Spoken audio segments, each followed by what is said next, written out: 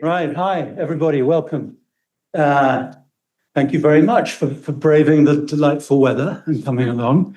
I need to welcome you a little formally to this it's a dual event. This is both a Department of Development Studies seminar series event, and at the same time, it's what we call a DLD conversation.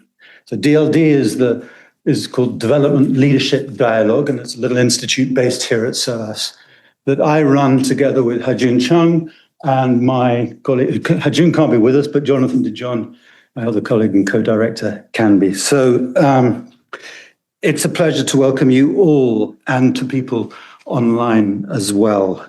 It's also a pleasure and a great honor to welcome my guests, our guests, this afternoon. And our guests embody really what we try to do in DLD, insofar as what we try to do is bring people together around issues, people from different sectors and backgrounds, perspectives and disciplines. So what we've got here this afternoon is really, really fantastic. We have Jeremy Adelman, who is a historian, an economic historian primarily, a professor at the University of Cambridge, who runs something very, very interesting also called the Global History Lab.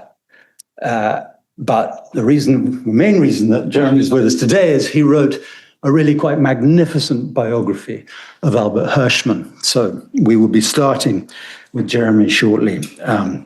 We also have my old friend and an emeritus professor of economics at SOAS, John Sender, who is not a historian, but is interested in history. He's an economist. Like Hirschman, he takes interdisciplinarity seriously. And like Albert Hirschman, and unlike many economists, he gets his boots dirty. He goes and observes things. He likes to spend time in rural areas observing closely and so on. And then we're also joined by Professor Akebe Okubai, who's a British Academy Global Research Professor here at SOAS. So you might think, another academic. Well, he is. He's a scholar, but he's also, if you don't know this by now, has a very, very rich, long experience, which among other things includes being a senior policy official in Ethiopia, where he was a senior advisor to 3 prime ministers in a row. The CV goes on too long, but one thing he was chair of the governing board of Ethiopian Airlines. And I say that partly because it just gives me an excuse to point you to our little case studies, one of which is on Ethiopian Airlines. So you're welcome to look at our stuff down there at the front. But I don't want to go on too long by way of introduction. What I do want to say is when I teach Albert Hirschman myself, which I do once a year to undergrads here at SOAS, I think, how can I get them interested in Albert Hirschman? They've never heard of this character. And so what I say is that unlike anybody else on their reading list, Albert Hirschman is one of the main characters in a Netflix series. It's a really dreadful Netflix series, but it's quite entertaining. It's called The Transatlantic, if you don't know it. If you can stomach some of it, it's actually quite funny in a sort of slightly unintended way in various ways. But Hirschman was, and it's a very, very serious history that series is about. It's worth getting to know more about, and maybe it'll come up in our conversation. But because of that, there are a number of more serious reasons why I think Hirschman remains of relevance to us in a very, very complicated and turbulent world. But you're here to hear that from them, not from me. So I'm going to hand over to Jeremy, who'll talk for 15, 20 minutes, and then each of our other guests a little bit shorter, and then we'll take it from there. So Jeremy, Great. If I can hand to you. So should I? You have to be here. I have for the online people. Right, of course. Sorry about that. Okay, no worries. And you can use this. Okay. Thank you. Hi, everyone. It's great to be here. It's great to be back at SOAS. I was a postgraduate student here many years ago, studying Japanese economic history. So it's much bigger than it used to be back in the 1980s. It's great to be back also talking about Albert Hirschman, because the book is now it's a vintage, 2013, I think. And I've moved on to other projects and books. But Hirschman, he's the kind of person I've been reading all my life and thinking through and about all my life. So the opportunity that convoking us all together really brought him out of the shadows of my brain to the forefront. So here's some ideas from the book, but also, years later, what do I think? I can't just, my vanity has got the better of me. I think it's easier without the glasses. This is the man. So this is a photograph taken in the early 1960s in Colombia. And by the photographer is Hernan Diaz. And the place of Colombia in his thinking is going to be very important. And the word observation has already come up. I think we'll probably talk about what it means to observe the world over and over again. But what I thought I would do just to lay the groundwork is to do a little bit of a sketch of a life, but really focus on, in that life, the making of a style or the features of a style of thinking about development. And what those components are, because he had a very distinctive intellectual style. Of course, born in Germany in 1915, was part of the left resistance against the rise of fascism, fought in the Spanish Civil War, fought in the French army. In fact, I think I have an image from the French army up here. When the Nazis invaded France, he then was in the Italian resistance. I can go on. And then joined the American army when he finally fled and was on the Italian campaign. He was, for the first, let's say, 1/3 of his life, a committed anti-fascist.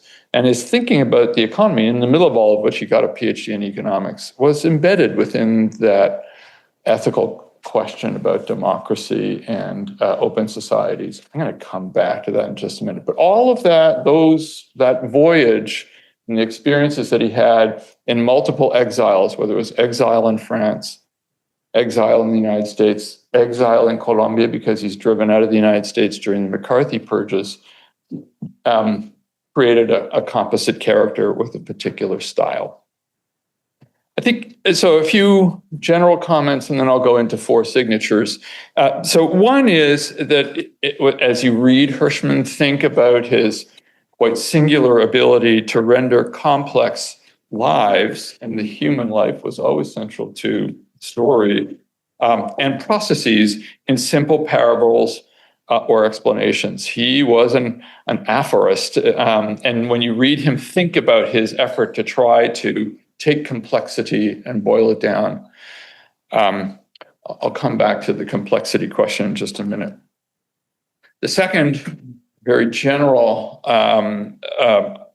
feature to think about is that he was a figure who never saw the social sciences. I think this will also come up over and over again, as somehow separate from world affairs. That what was happening in the world needed to inform his style of social science, and vice versa, that you take your concepts and you test them in the world with the people that you care, and in some cases don't care very much about. So all of his analytical tools, we'll talk about them, were embedded historically.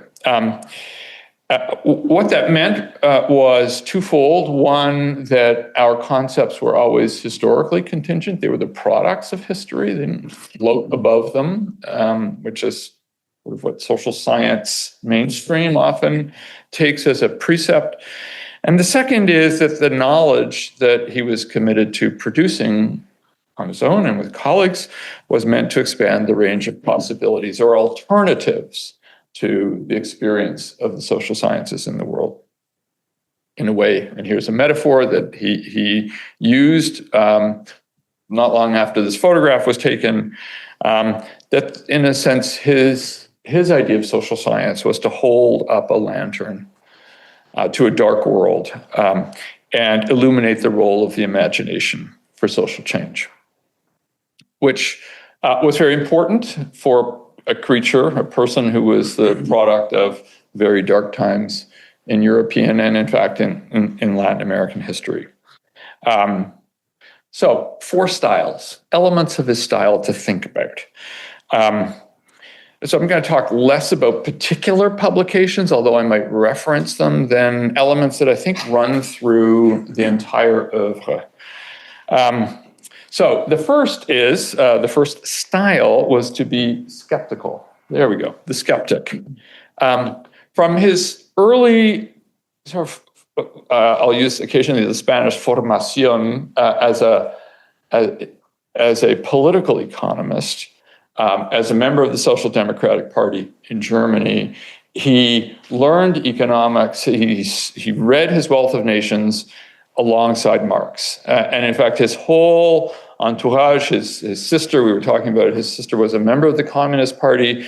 Marxism really stamped him early on, though he was a skeptic of Marxism, when it was the orthodoxy for much of the left. So his 1930s struggle against Marxist verities was very important as a motivator, while at the same time being sympathetic as a kind of man of the left, but an anti-Marxist. By the 1950s, he's a skeptic of planning. When planning was the orthodoxy, he was always questioning the pseudo-certainties of the grand planners of the 50s and 60s. And so this image is of a Christmas card that the family sent when they were living in Colombia in the 1950s, after fleeing the United States in late 1951. They wind up in Colombia. Those years from 51 to 57 were very important for Hirschman's development as a development economist. He had not really been trained in development economics. Development economics sort of didn't really exist when he was being educated. But the Christmas card, which was done by another exile, it was a Hungarian exile in Bogota, the Christmas card they sent out to friends this is Albert Hirschman at the top of the banana tree. He's an agrarian consultant. And excellent food is the banana. Let's eat it today and plan it mañana. So the plan was really not where the action was. That was the orthodoxy of all the world bankers and others who were coming down and telling Colombians, follow our pre-designed script for your history, right? Which he felt obliged to dissent from. And of course, by the 1970s, he becomes one of the important voices as a skeptic of market fundamentalism, and writes an important book called The Passions and the Interests, which goes back into Adam Smith and looks at some of the early thinkings about capitalism in the 18th century to find that some of the precepts around market fundamentalism are not encoded in their Bibles. So he's a skeptic about grand claims. I think we're going to come back to that style. Second, he was an observer. This too has come up. I think we'll come back to it. Colombia, as I said, was very important to him. So the picture on the right is he's doing some work also as an advisor, a freelance consultant on some agrarian reform projects in the Llanos area of Colombia. This is with his wife, Sarah. And on the left, that's a picture of him here. Sorry, microphone. That's him, that's Sarah. Again, that photograph is taken in 1964, early 65, as he's doing important work for the World Bank. The World Bank at that juncture had been invested in development projects from the late 1940s onwards.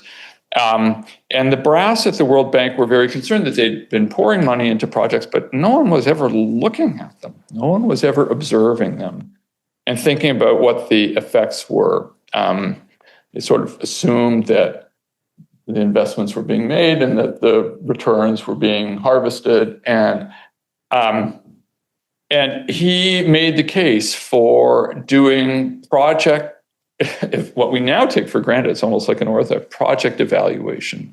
That is, observe what you're doing as you're doing it and take lessons. Among other things, to pay attention to the side effects of the project itself that aren't necessarily bottled in the original the design of the plan itself.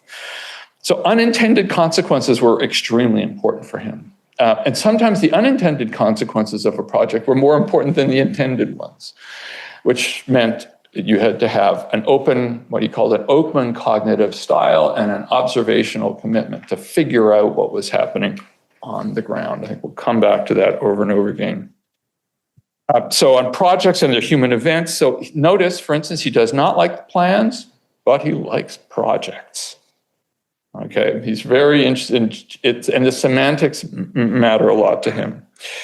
And part of the trap of big plans and not observing what you're doing, including the unintended, was the fallacy that the expert social scientists had in their ability to command a complete sense of what would happen in the world as a result of their intervention. So he was skeptical of grand theories, starting from Marx all the way to market fundamentalists. And the way to get around that was through this experimental observational style. That was also therefore self-reflexive. So you take the knowledge that you get from observing the effects of what you're producing in the world to revisit your concepts. But late in his life, some people would complain that he then would often go back to his own concepts, and it felt to some readers as if he was a narcissist, and he was a narcissist. Most academics are. But it had an epistemological purpose, which was to go back and revisit your assumptions in light of what you see, those things that your ideas have an effect on. Okay, so that's number two. So number one was the skeptic. Number two is the observer. I'll just one small little thing on projects that he really was important to think about is that projects put pressures on decision makers. He always felt that in the development process, what was most scarce, and in this sense, he was a critic throughout his life of an idea that we all used to, I don't know if this is what people read anymore, that capital scarcity was the real obstacle to development in the so-called third world. This is back when I was a postgraduate student. That's not capital that's scarce, it's decision-making capabilities. And what projects do is put pressure on people to make decisions and to develop their own cognitive capabilities to do these sorts of things. So that's why they were important, because they produced an internal and external disequilibrium. And the instability was very important. This brings me to the third of his style, which was he believed in disruptions. Producing disequilibria that forced you to think in new ways about what was happening in the world. Don't look for the equilibrium. That was also happened to dovetail with this idea that thinking that you had all the knowledge, this panoptic view of the world, and you could synthesize it into a plan and put it into place. And if there was any failure or deviation from the plan, it had something to do with implementation. Does that sound familiar? And not with the plan itself. So he believed in disequilibrium and disturbing systems. And this is why and it comes back to complexity, rather than looking for certainties in the social sciences, he was looking for the ability to capture complexities, anomalies, contradictions. So his vocabulary, when you read him, is very different from the vocabulary of what was becoming by the 1960s and mainstream economic thinking. In fact, a lot of his essays on methodology have to do with this. Development had to be seen as, by definition, disruptive. And that was not a problem, or could be a problem. And in fact, he was often accused of supporting macroeconomic policies that were inflationary. But what he really meant by this was that you had to create disruptive effects on the choke points that prevented development from working, to force this decision-making into being. So these two images, microphone. This is Albert in New York writing The Strategy of Economic Development. And the photograph on the left is taken in Chile in the mid-1980s.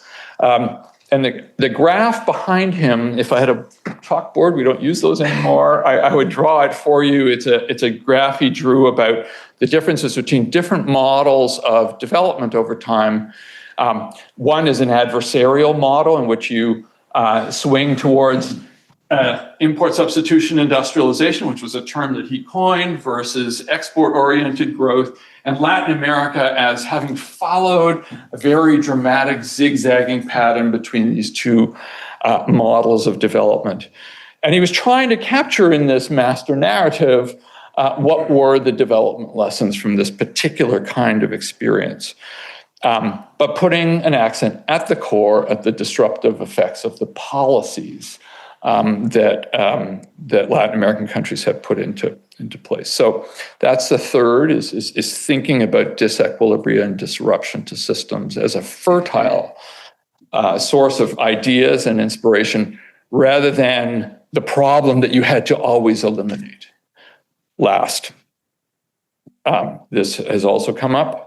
And this is the photograph taken in Marseille. So if you see the transit, like, we didn't plan this at all, but if you see the Netflix series, which is hilarious, there are actually a couple scenes, and the director of the series did contact me about some of the images that I'd used in the book, because she tried to reconstruct some of these scenes for the series, in spite of all the liberties that she was taking and what really was going on.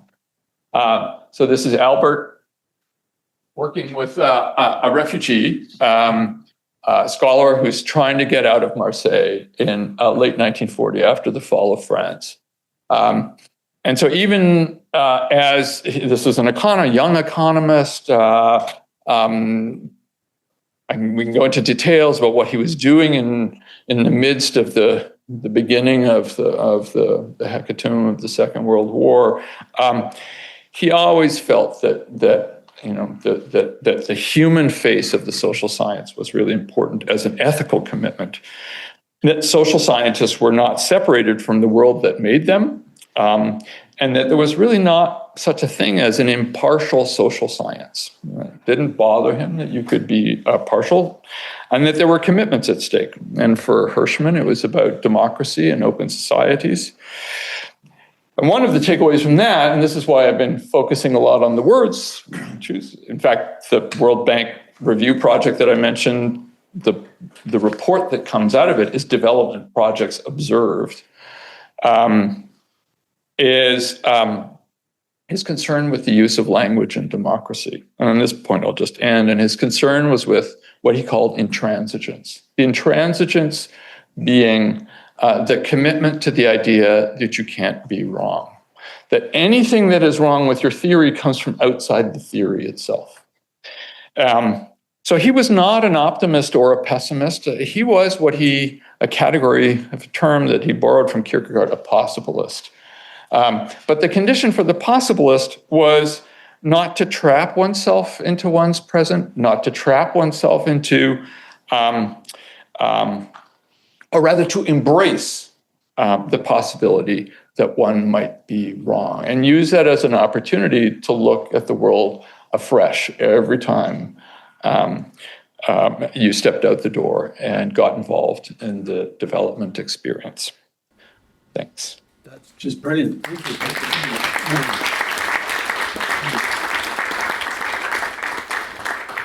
you. Thank you so much, Jeremy. It just strikes me that both our other guests are skeptics, they're ethicists, they're observers, and they're disruptors. So John, come and don't disrupt too much, but.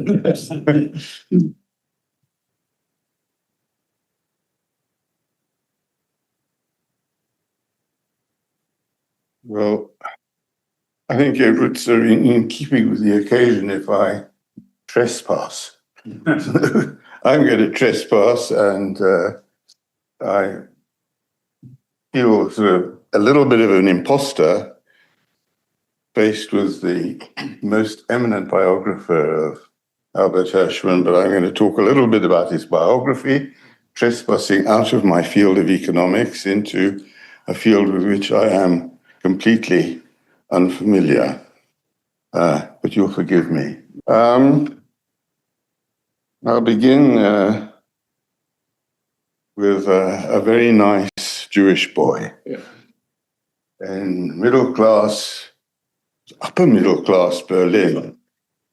Albert Hirschman, actually Otto Albert Hirschman, aged 9 years old. And it's only through luck, accident, ethical commitment, unintended consequences that we get to the next picture of him, which Jeremy's already referred to a little bit, which is the man who, as a teenager, was a member of the left splinter group of the SPD in Germany, ran away to France, worked in the resistance, anti-fascist resistance in Trieste, fought in the Spanish Civil War, rescued many people working as part of the French resistance. And there's his forged card of identity.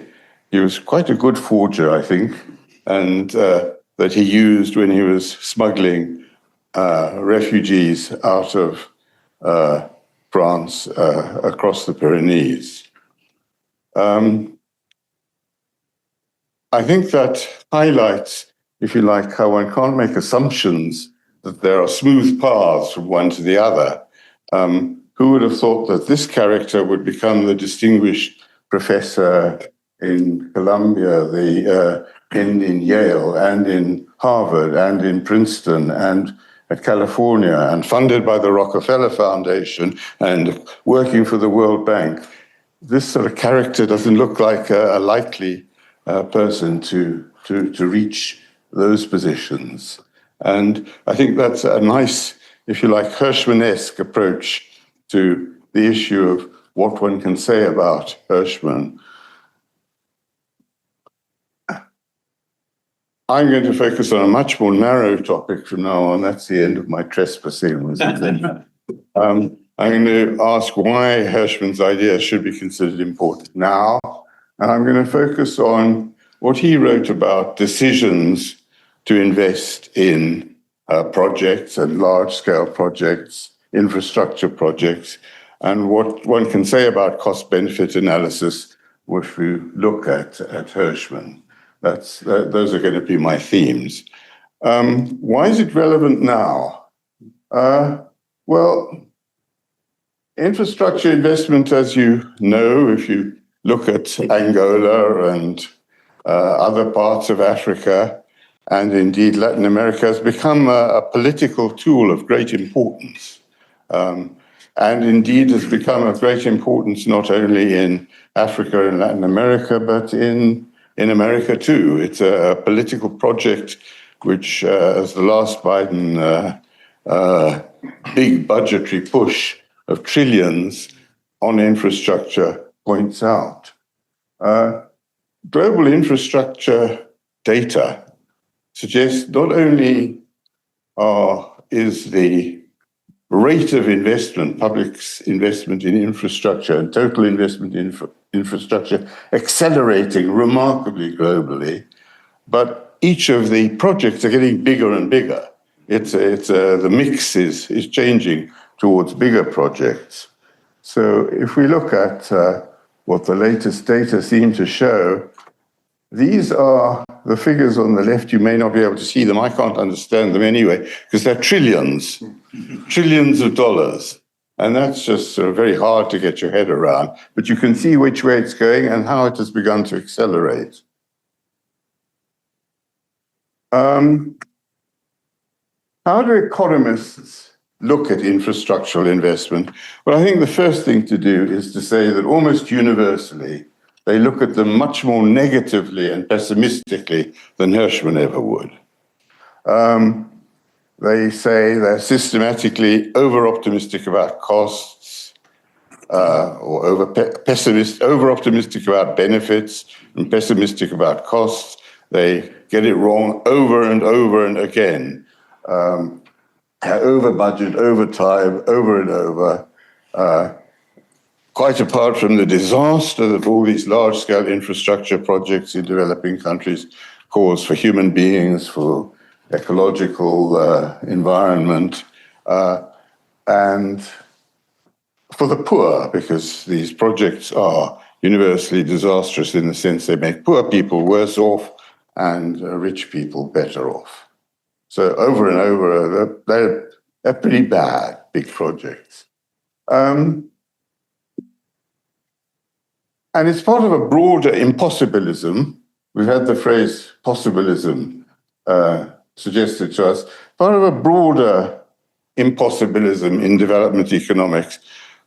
From Harvard, we have Danny Roderick, who basically says developing countries don't have much chance of industrializing anymore. They missed the boat. East Asia got there first, and it's not going to happen. A survey of irrigation projects in Africa by Kikuchi argues that there are inherent problems which are impossible to avoid, what he actually calls the malevolent hiding hand. It's not possible to avoid it in African irrigation projects. He's got some quite interesting arguments as to why he thinks that's the case, but I'm not going to go into those now. This is a quote from Roderick. I come down on the pessimistic side due to what I think are the poor prospects for industrialization. States should really not do much. They should facilitate development rather than intervene. And the sort of interventions they make should be matched to the low levels of capacity that exist in poor economies.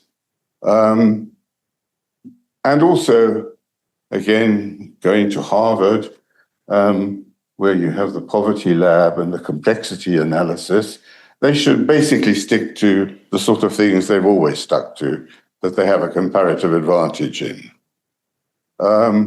So we've got Hausman, Hidalgo, and Roderick. It's a form of pessimism. Do what you can do, don't do anything else. Don't bite off more than you can chew. Hirschman has a fundamentally different perspective, and I think that's really my main message, and certainly the message that Jeremy was making. The drive for certainty in project planning leads to pseudo-insights, leads to bogus scientific analyses. What you need to do instead is to adopt the methods of, which I think Hirschman learned from his wife, who was heavily influenced by his wife, as well as discussions with Clifford Geertz later in his life at Princeton, were the methods of social anthropologists, methods of thick description, of understanding in detail local contexts. That's how you could begin to... Hirschman poses the question, which I like: how will a country ever learn about technology if it does not tackle technologically complex and problem-rich tasks? In his reasoning, as an unfitness of the project for a country, and we speak here about Ethiopian Airlines, as if Ethiopia should have the most successful airline in the world in some years. It's unfit. That's the sort of story Hirschman liked, I think. Unfitness of the project for a country becomes an additional strong argument for undertaking it. The unintended, and I'm repeating Jeremy, the unintended leads to creativity. And it leads to a learning of how to make decisions, and the ability to make decisions about investment, again, I'm afraid I'm quoting Jeremy, is the most difficult and scarce thing in poor countries. Unfortunately, cost-benefit analysis and other techniques by mainstream economists for maximizing returns to an imagined scarcity of capital or techniques which allow you to rank projects very precisely in order of their net returns, what Hirschman called pseudoscience. Those are what mainstream economists do and what they recommend. And to the extent that they acknowledge that some projects have failed, it's because they weren't done enough. Now, that line which I drew you with the trillions suggests that mega projects are not going away. They're going to be with us for a long time. Who knows when the high-speed link to the north of England will ever end. Don't pretend that there won't be crises, that there won't be things that you didn't anticipate. Acknowledge the fact that there will be, and they will trespass. Look very closely at the local context of particular projects and spend much, much more time than economists ever dream of in monitoring an ongoing project as a basis for changing the decisions you first made.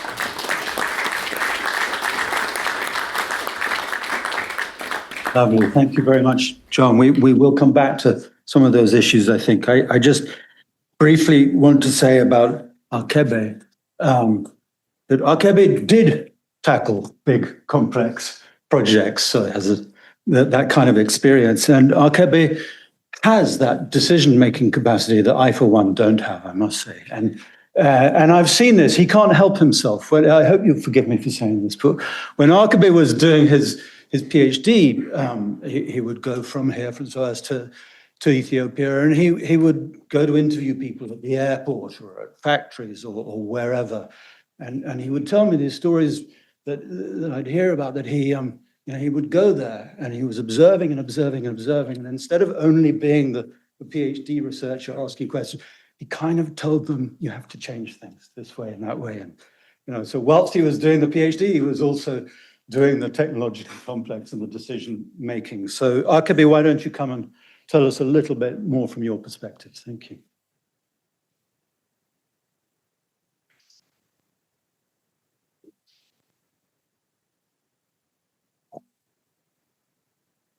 Thank you, Chris, for organizing this beautiful discussion. Jeremy, could see I'm a SOAS alumni, and you could see the whole conference hall full of participants. I was actually doubting, will the turnout be high? And it's now quite full. So at SOAS, I can say about Hirschman has been part of the lessons and lectures in especially political economy of development by Jonathan, Chris, and many others. And my, by the way, your book was extraordinary, timely book, which combines both the autobiography, but also selected essays of Hirschman. And I have 2 copies. And the reason was I bought online when it was released, and then 2 friends brought me a signed copy, John and Chris, to add. So I have 2 copies. I can say one of the most foundational economists that had really influenced my thinking is Hirschman. When I read the first time his books, it didn't give me any sense. And I had to read it 3 times, 4 times. And for my PhD, it was a very, very important lens to do my PhD research. And the more I read, after, let's say, few years, I still dig and understand his ideas. So what makes Hirschman's ideas quite unique? The first one is its originality, very unconventional. You can start from his basic theory of the unbalanced development. At that time, this debate was quite conceptual, quite abstract and theoretical. But when we bring it with reality, is a very, very important, powerful thing, because one of the key concepts that Hirschman has been underlining is there is no precondition for development, for growth. No, institution is not a precondition. And development, you need it not because you have resources. You need it because you don't have the resources, but you have scattered, unutilized resources you can really build over it. So one is the originality and unconventionality. One of the unique terms, which is one interesting, is the import swallowing concept. Import swallowing, which is he tried to elaborate in his important article, which Jeremy mentioned, the the import substitution industrialization in Latin America. He brought the concept of import swallowing. If you want to promote export, you don't just start from export. You have to build demand. And one way of building the demands could be encouraging more imports. And the more imports raises the quantity, the demand, then it creates the need for exporters to make investment for domestic market as well as exports. So the import swallowing, I have never heard this term anywhere or debated by other economists. Then the point which Jeremy highlighted, the observation, is quite important. If we look at all his books, he doesn't start from theory. He starts from observation and try to develop some hypothesis, which we can call inductionist research methodology, which makes it quite powerful. Having said this, I want to touch 2-3 examples as well, because my background is linked with practice, with policy making. Hirschman's thought was quite useful for me. I try to see from that lens. And one of the elements that was basic by the way, from his first book, The Strategy of Economic Development, which is well known, everyone refers. I enjoyed the books which he wrote later on, Development Projects Observed, which Jeremy mentioned, was based on his observation of 11 or 12 World Bank projects. And actually, one of the projects was the Imperial Telecommunication Authority of Ethiopia. That was part of his observation. Another one was in Nigeria. At least these were two from Africa.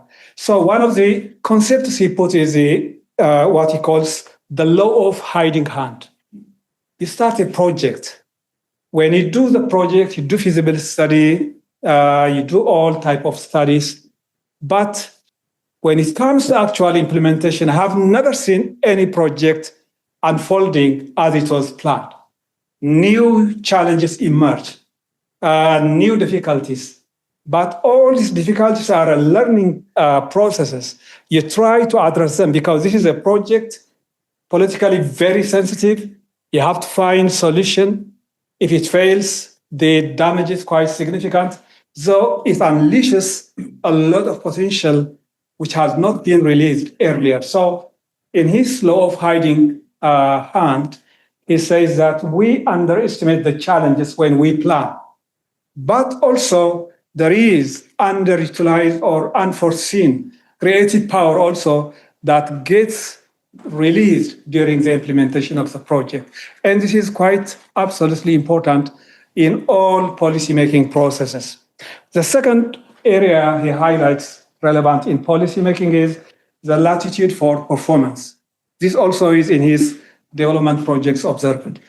And his concept was there are some industries, he said, third world countries or developing countries have better competitive advantage over aviation than garments or apparel sector.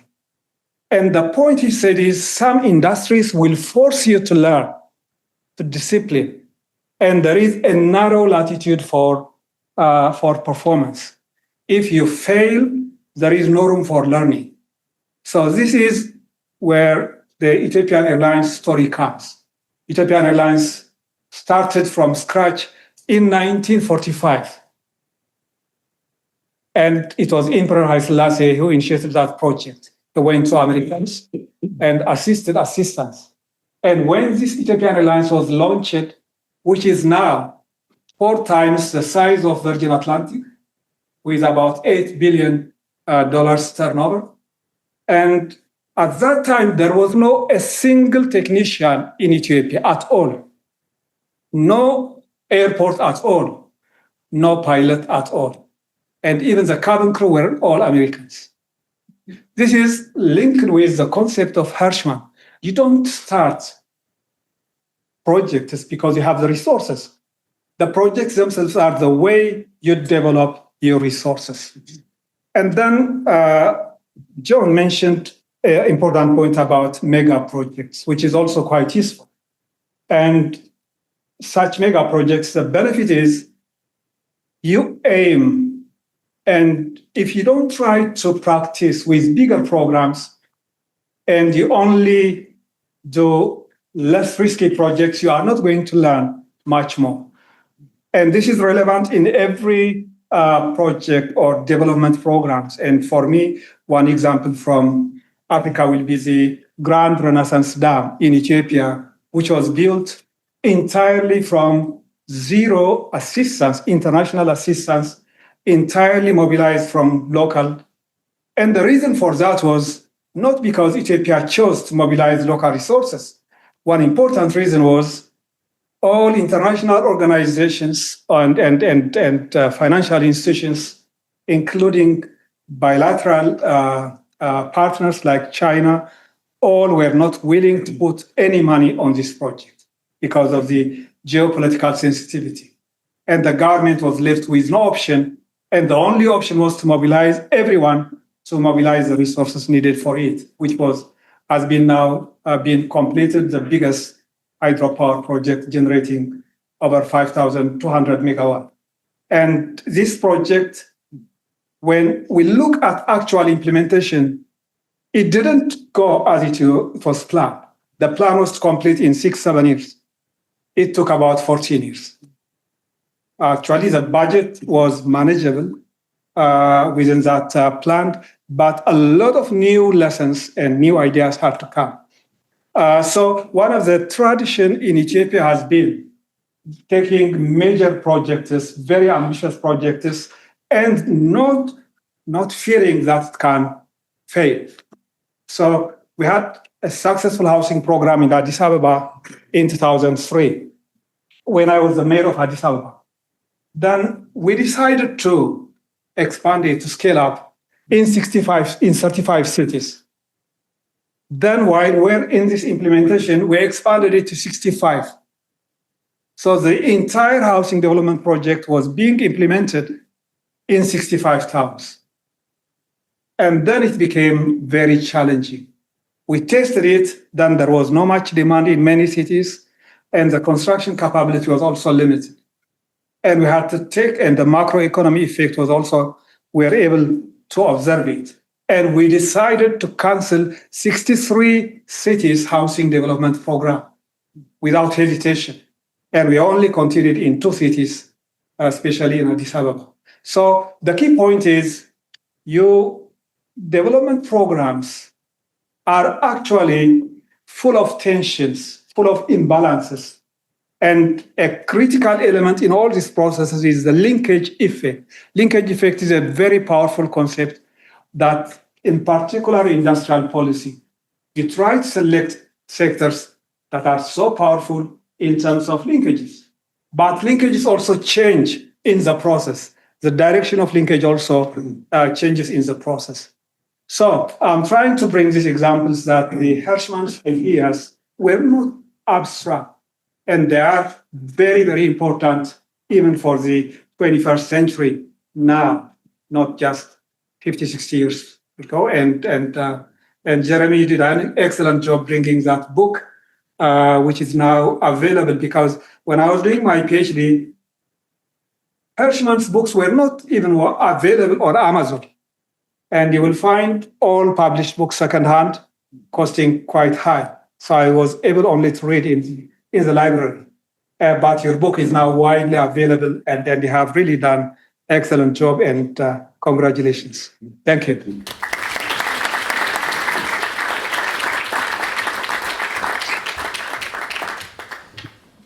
Thank you, Akabi. I'm tempted to say this conversation is brought to you by Ethiopian Airlines. Sorry about that.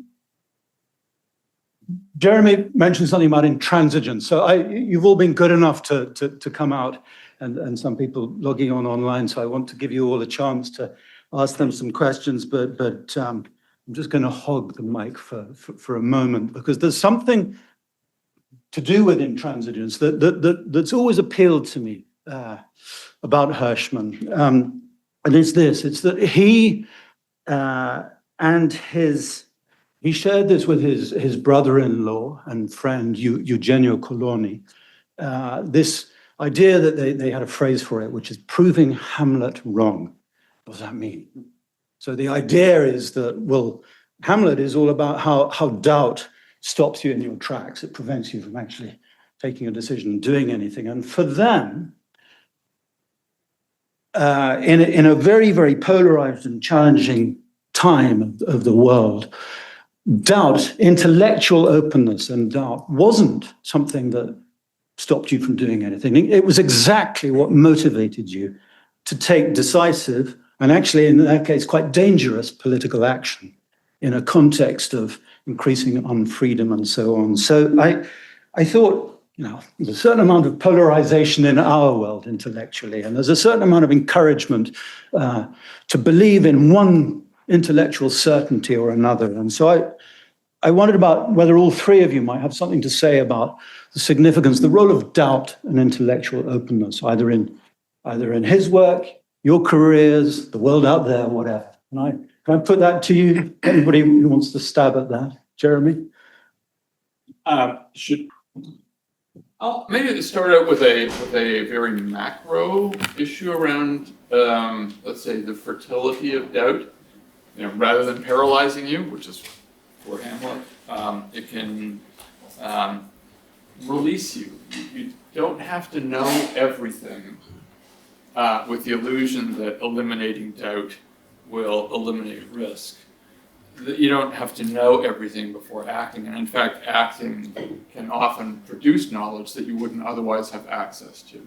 That's the virtuous circle when it works. It doesn't always work. But the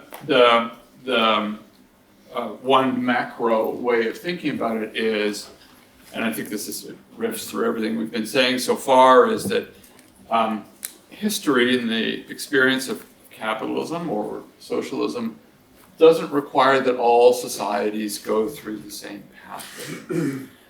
That you can discover your journey, which is a word that he uses, and create your own history, your own way. And so the doubt is applied to received wisdom. So the stadial models of the Marxism that he was raised with in the 1930s, to the grand planners and modernization theorists who had all, Walt Rostow's stages. That you didn't have to fit the stages in order to construct your own history in some way. And that was liberating. In some way you could create your own history. So, and knowing you could do that could motivate you. So that turning the doubt from paralysis to motivation was key to this. And he was always aware that history making was one of that's what the development experience is really supposed to be. Start with that. Yeah. Akabi, why don't I come to you? Doubt presumably could be a problem, a debilitating problem, when you've got to make these decisions in a very complex, resource-constrained context. Yeah, it's in policy-making sphere, if we see, the main tendency is hesitation to act, not to take risks, because it's also linked with your political feature. So it's a big risk. So in terms of thinking, I feel even if a project fails, it's best to act and fail, because you will get lessons from that, and you will have an opportunity to find alternative solutions that are workable. But there is also some bridge I see that can narrow this possibility. As we know, in the Chinese tradition, especially the opening and reform, one of the key concepts of Deng Xiaoping is touching the stone to cross the river, or testing truths from facts. And this leads to the idea of experimentation. If we look in China, they act quite big, but before the big action comes always an experiment, a pilot, and also phasing. And in many of the projects in Ethiopia as well, we have been trying, or not because the Chinese did, but because our experience told us, we try to do a piloting. If we are starting 60,000 housing program, we started with 700 to make sure project can be completed in 6-7 months, and then get new lessons. And you don't also put all your apple in a basket. You try to do it also by phases, because every project is unique in its own. The political economy, the locality, all are quite different. So an element that succeeds a project in one place may not succeed in another. So a phased approach is also one possibility. But the basic concept is, in the academic world, for instance, one of the limitation is to look at too abstract level, which is not connected with the reality. And at the practitioners level also, they only try to learn from what they have gone through, and not try to link with new ideas, scientific lessons, or even lessons from others. So I think the issue of policy learning, the issue of piloting, the issue of experimenting is an important bridge to combine the concern, because everything can go wrong, but also the readiness to make adjustment as things evolve differently. Thank you. John, do you want to? Maybe going off on a tangent a little bit, but it's intransigent. I'm not that happy with characterizing Hirschman as anti-Marxist. I think he was certainly anti-Stalinist. He was certainly, and his experience in Spain would have reinforced that. If I understand it correctly, he was involved with him, and he was in some he's more sympathetic to the anarchists. Absolutely, in some expletive, deleted way, worked over by Stalinists. And I would have thought that that was a very important formation for him, and that subsequently any rigid formulae of a Stalinist kind he was very antithetical towards. But when I look at the way he argues and the way in which he expresses the need to make decisions as the outcome of conflict, it sounds, as though his early formation with Hegel and Marx was pretty much there. I think you're absolutely right. In the sense that, let's say, the dialectical process is key, and not to be afraid of conflict, but to use it to move things forward. I think it's the capital H history of Marxism, of which Stalinism was one variant. So he was always very cautious about it. A number of claims, even among the non-Stalinist guys. But he was very. You're absolutely right. When he was young, I mean, he really did read the Social Democrats. This was what he imbibed. But he was not a Marxist, though, in the sense that social class for him was not a framework that he thought as particularly helpful. In fact, and it comes to doubt, because one of his skeptical points in his interventions very early on when he's in Colombia, the grand planners are coming down from Washington and talking to this Colombian government about the government doing this, that, and the other. And from his work with farmers, and that's the point about the banana, you notice, I don't know if anybody picked it up, but it's banana. He's working with farmers in very local projects, saying that there is a private sector at work. People are making decisions, people are making investments. You're leaving the private sector out altogether, partly because this is where the Marxists and the grand planners agreed that the state was going to engineer development in some way, in this top-down. So very early on, he believed in bottom-up processes. Good, thank you. I think we should open this up. I'm going to peek above the parapet of these computers. And so we'll take maybe 2 or 3 from here, and then with Enrico's help, we'll bring in if there are any online questions. You with your hand up there, please. Yes, I have a question. Thank you so much for your presentation. I'm very curious. I was talking to a friend of mine who's also from Congo, from the DRC, and we were talking yesterday about how we don't trust our government, and that there is just this crisis of trust between the Congolese people and their government. And I don't think that if our government asked Congolese people to contribute to that project, that it would be as effective as it was in Ethiopia. I wonder how you dealt with the element of trust and really making sure that the citizens of Ethiopia actually trusted their finances to the government to actually build that project. I think it's a big crisis, I think, in a lot of places on the continent. Thank you for that. Very, very good question. Any others? Laura.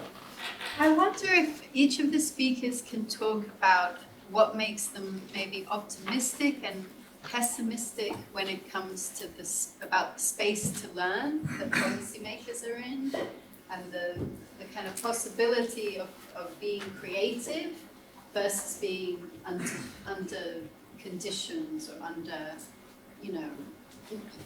being robbed of that ability to be creative. So not policy space, but learning space. Yeah, like what makes you optimistic and pessimistic about the space to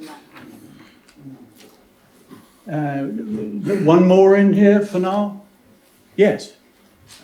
So I have a sort of a specific question, well, maybe related to what is mentioned here.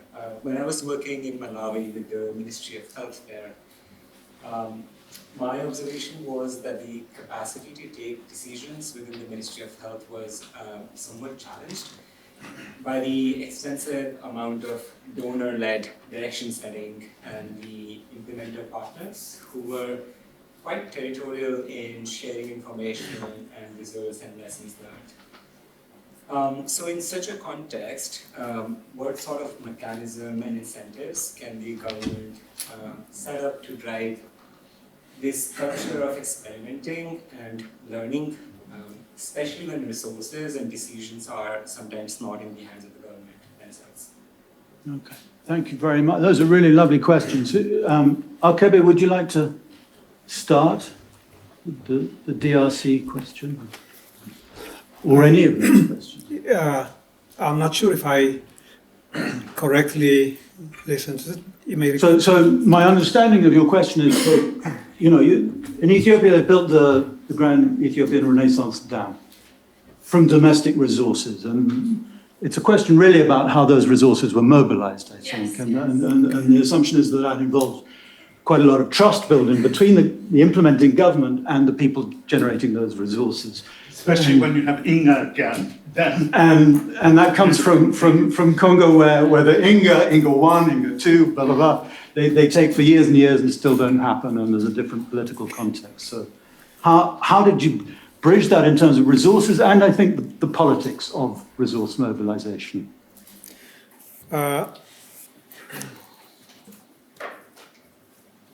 I believe it's context specific what has happened in relation to Grand Renaissance. It may not be universally applicable because a key element is building a consensus and matching what the government can do and also what the public will be willingly do.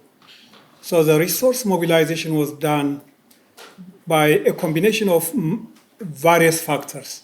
First is the government has been investing in infrastructure for quite a long time as a key priority.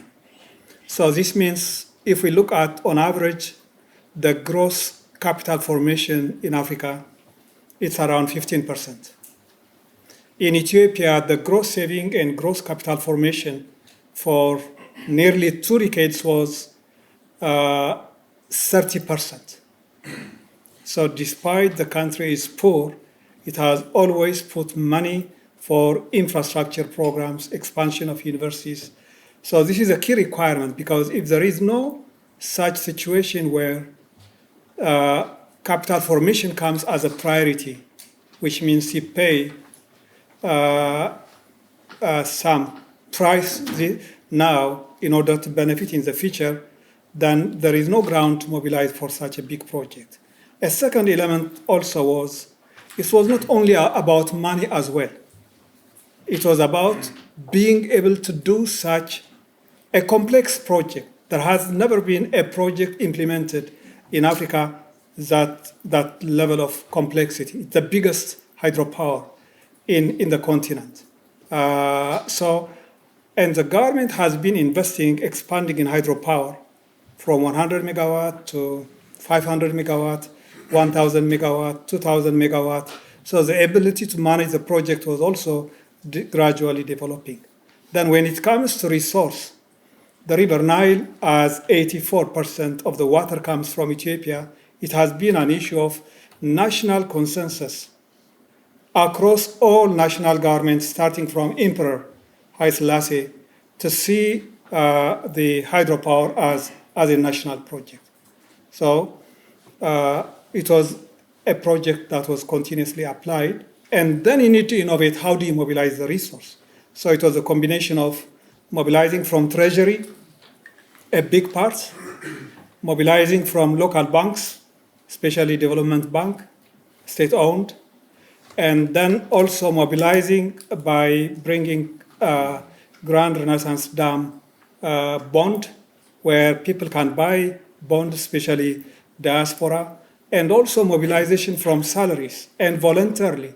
There were people who sold their houses and contributed to the project. So this is a combination of all these factors, and this context may not be present in many countries. It differs from situation to situation. And I believe a key element here is the ability to give priority to capital formation and the ability to believe in domestic resource mobilization. Because when you think about resource, we try to think about foreign aid. We try to think about grant. We try to think about loans from abroad. And one of the reasons for the public debt crisis in many African governments is the inability to mobilize domestic resources. And if we link it with Hirschman ideas, what Hirschman says is developing countries, what they have is scattered and a lot of resources which is scattered and wasted, but that can be used productively. So from a development policy perspective, we have to think how this can be achieved within the constraints. That's a long, huge question that you asked. And obviously, you can take the discussion in other directions, and they hopefully will. Both the other questions had to do with decision-making capacity and ability and space for learning and creativity within government, particularly. I don't know whether John, you want to just the questions of that kind. The foreign donors keep all the data, we can't take decisions, they keep key decisions to themselves. There's no policy space for many African countries because they have to do certain things because the IMF says they have to do them. The policy space for taking decisions is very, very limited. It's a standard line of argument amongst liberal left development economists. I think it also fits in with ignoring what Hirschman had to say about possibilism and being over-pessimistic. Yes, the negotiating power vis-à-vis Trump is really small, but things can be done, there are possibilities, there are possible paths. There's no reason for saying it'll never change.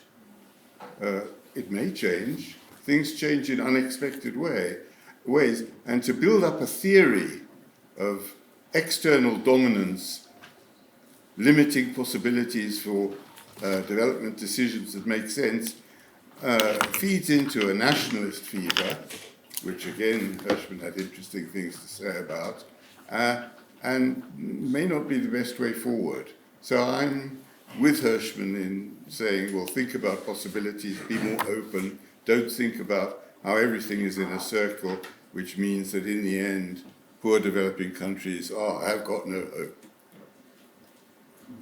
Do you want to add, Jeremy?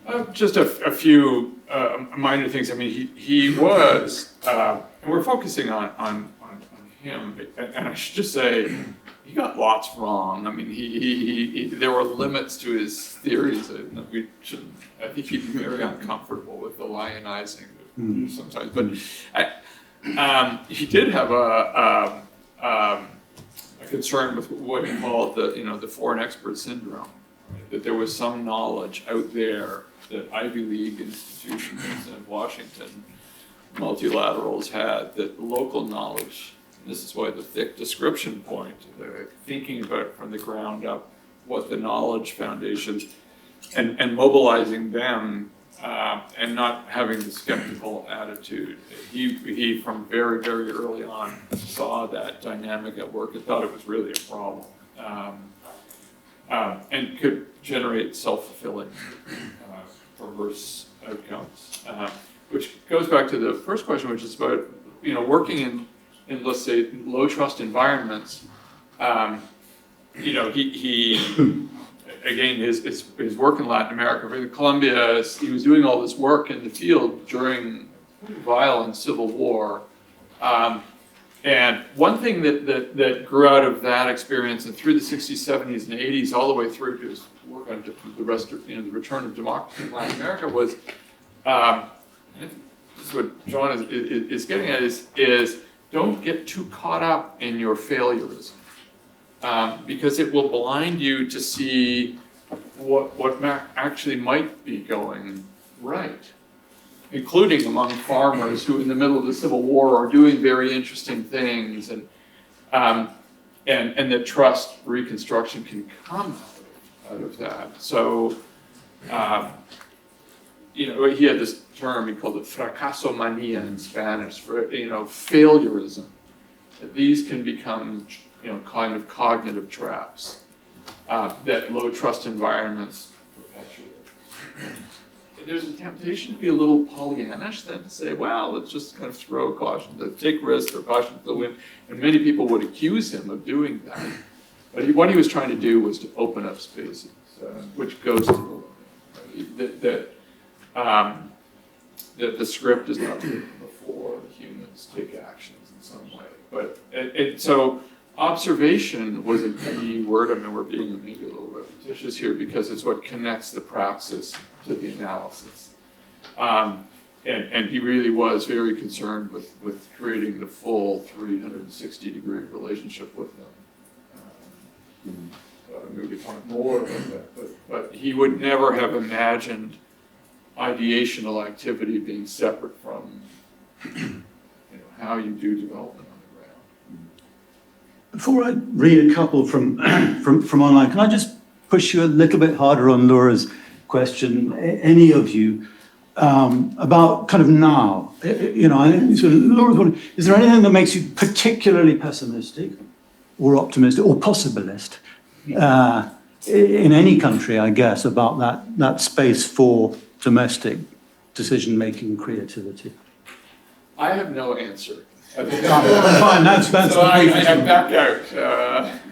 Well, I've been sort of very Pollyanna-ish, very optimistic, so let me say a few pessimistic things.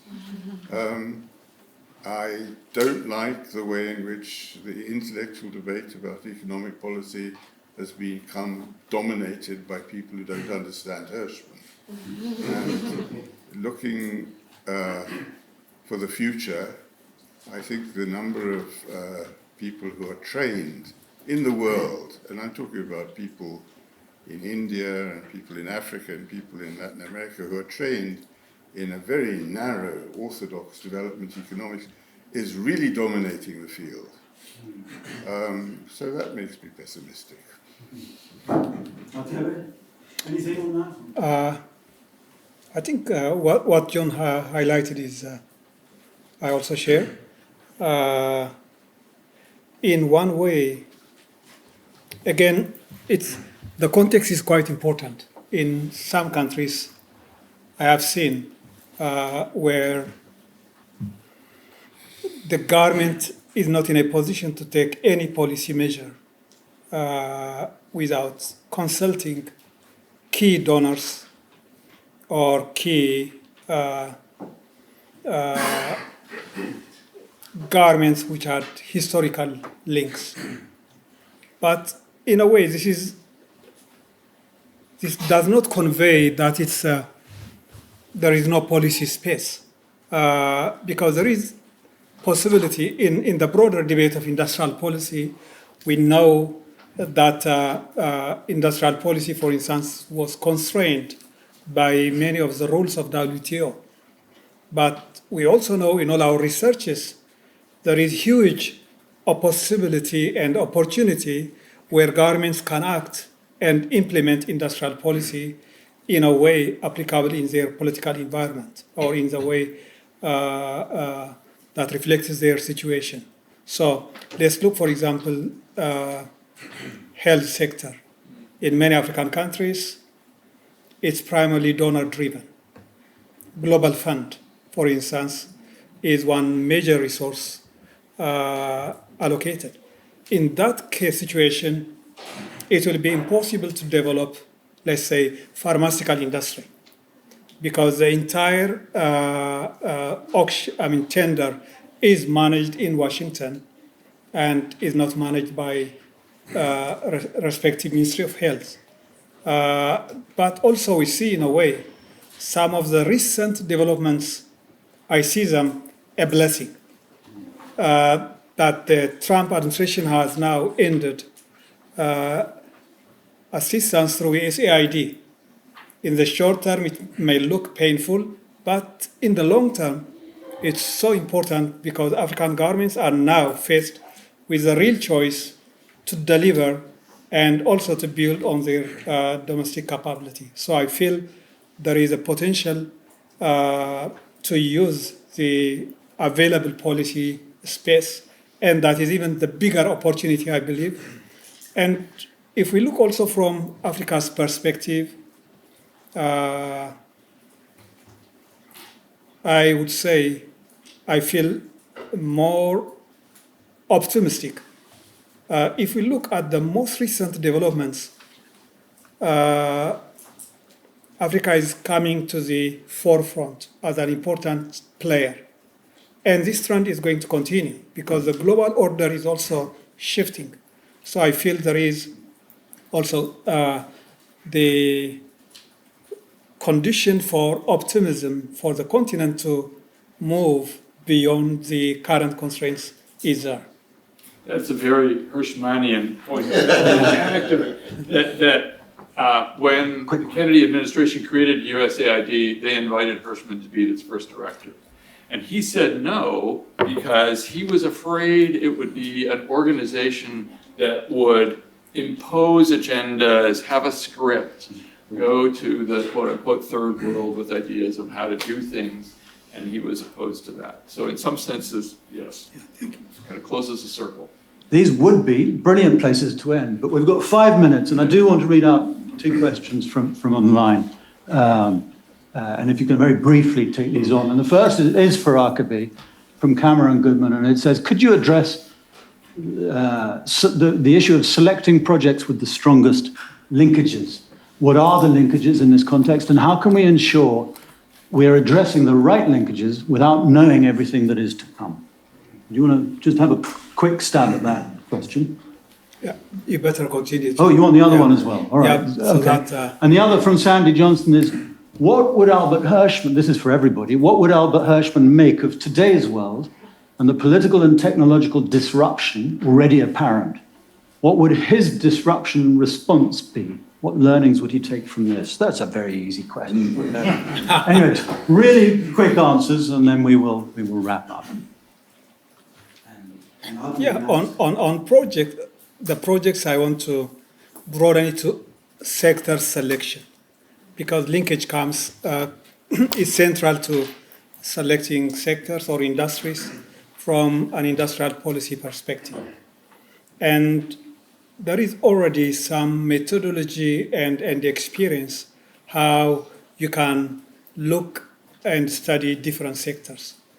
For instance, when you select sectors, one key, I believe, foundational criteria should be the linkage effect, whether it has a strong linkage to, let's say, to other industries or for export, because it's the strength of the dynamism of this linkage that will really help us to drive more growth drivers. Second, could be based on the context. If it's a country that requires a lot of employment is going to be a criteria. You cannot dismiss it. For Mauritius, employment may not be a big problem, but for Nigeria and Ethiopia, employment is quite critical. And third point, which I believe is essential, is the export potential. No country can survive without earning foreign exchange. Because if you see at the continent, many African countries are growing at 5 or 6 or 7%. But they have a big challenge not adequately generating foreign exchange, which is now bringing a much bigger macroeconomic crisis. So I think it can be this. There is already established some experience in this industrial policy framework. Thank you. Any just final thoughts from the other two of you on the Hirschman in today's context? I have to say something about linkages. I think it's a good question that was posed, because in fact it's extremely hard to measure linkages. And you can have input-output tables and the statistics, but I think the idea of linkages, the concept of linkages, is much more complicated than that, much richer than that. And for example, the question that was asked by the person from the Congo, Democratic Republic of the Congo, was about actually fiscal linkages. I mean, one of the implications of what Arkaby was saying about the dam in Ethiopia was that new forms of taxation were developed. Bonds were sold to the diaspora. These were completely, and apart from fiscal linkages, there are political linkages, which are quite complicated. And hard to measure or assess.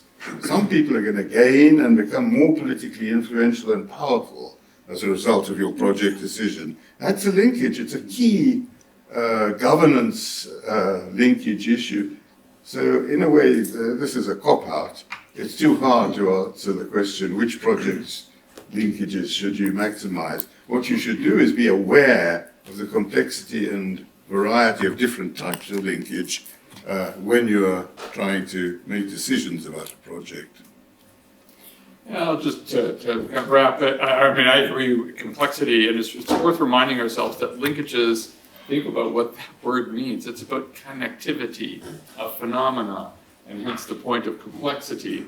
And there are many different kinds of linkages, in fact. There are forward linkages, there are backward linkages, there are demand-induced linkages. So it's a bundle. It's like property rights. It means different things, and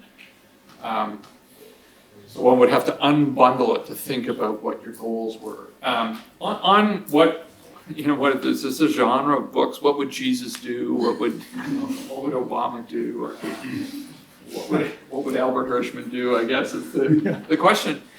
What he would feel, I think, is how would he would look at the world. Frankly, I think he would be somewhat dismayed. I'm sorry to say.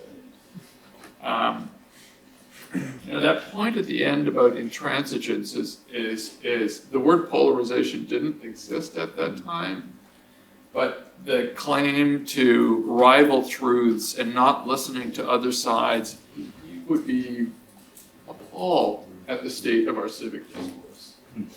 And the pseudo-certainties that dominate the shouting, I think he would be depressed, honestly. And it would remind him of the early 30s. There we go. I'm sorry to end this way, but it was it's something that would occasionally come back to him throughout his life. If we slide back, it'll start with the quality of our discourse. And he would be very concerned. I was about to say I'm sorry to end on that gloomy note, but I'm not. It's actually really important. It's a very, very important. Well, he fought it. Yeah. Right? I mean, it doesn't mean you lie down, let it roll over you. Exactly. So, on that note, I will thank you all for coming, and I'm sure, like me, you enjoyed that hugely, and that's thank you very much.